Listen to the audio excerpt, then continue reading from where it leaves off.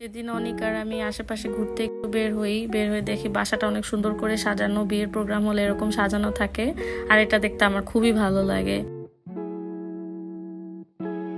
মনে হয় কি এই ডেকোরেশনটা যদি সবসময় থাকতো খারাপ হতো না।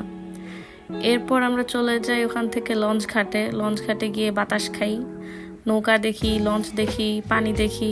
তারপর লঞ্চ ঘাট থেকে আমাদের নেক্সট ডেস্টিনেশন ছিল বাংলা বাজারে ছোটবেলা বাবা নিয়ে আসতো বই কিনে দিতে। দেখতে পাচ্ছেন প্রায় দোকানই বন্ধ থাকার কারণ তখন বাজে রাত 11টা। আমাদের এখানে আসার কারণ ছিল ক্যাফে কর্নার নামের একটা দোকান আছে, সেই দোকানে কাটলেট খাওয়ার জন্য। কাটলেট টাইপের জিনিস অনেক বেশি পছন্দ করে।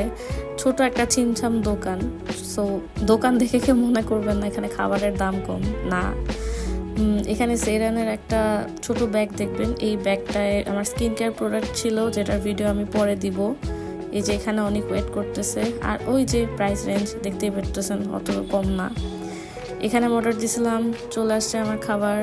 একটা চিংড়ি মাছের কাটলেট আর একটা ছিল খাসির কাটলেট, এটা অনেকের, আর কুচি করা পেঁপে। ওভারঅল ভালোই লাগছে। দেন আমরা চলে যাই পাশের দোকানে, মাদানি চায়ের বাড়ি। এটা নাকি ওয়ারি টিকাটুলিতেও ব্রাঞ্চ আছে, জানতাম না আমি এখানে না আসলে। এখানের চা এত মজা। আমার মতো মানুষ যে কিনা দুধ চা খায় না, আমি একটা দুধ চা নিছি আর একটা রং চা নিছি, তেঁতুল রং চা যেটা, এটা খুবই টেস্টি ছিল।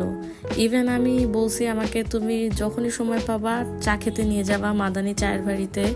শরটা দেখো কি সুন্দর শর পড়ছে, কালারটা দেখো কি সুন্দর।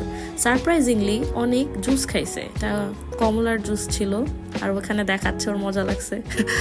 দেন আমরা বাসায় চলে আসি আবার। ওই দিন অনেক টায়ার্ড ছিল, কারণ অফিস থেকে এসে আমাকে নিয়ে বের হয়ে গেছে খাওয়া দাওয়া করার জন্য। আর এখানে দেখবা যে বাড়ির ছাদে যে প্রোগ্রাম হচ্ছিল মেহেদির, সেটার ডেকোরেশন। ওকে, আবার নেক্সট ব্লগে দেখা হবে, বাই।